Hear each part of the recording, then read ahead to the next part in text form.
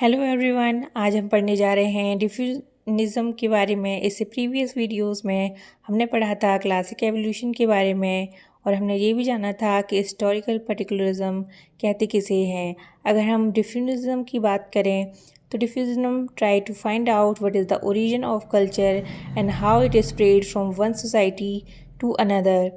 It also believed that women are conservative and lack of inventions. If we talk about school of thought, it includes three school of thoughts.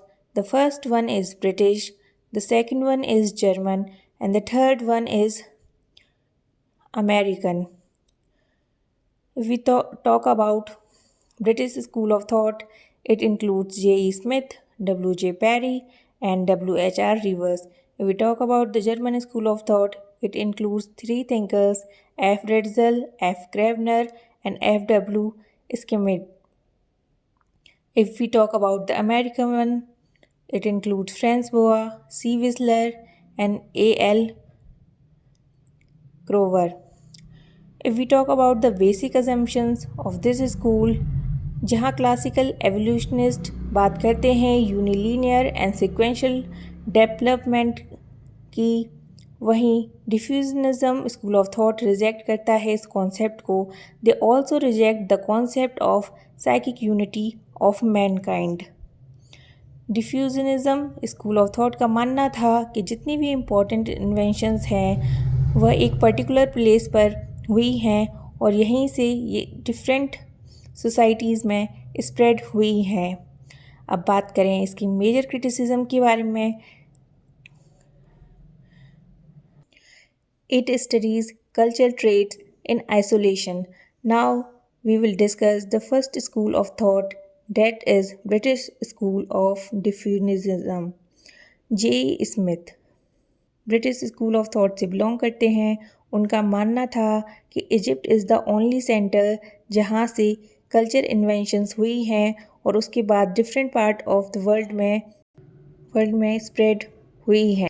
Now the second thinker is W.J. Parry. In his book The Children of Sun, which is written in 1923, he said that the worship of sun god started in Egypt and spread to other religions. Not religion.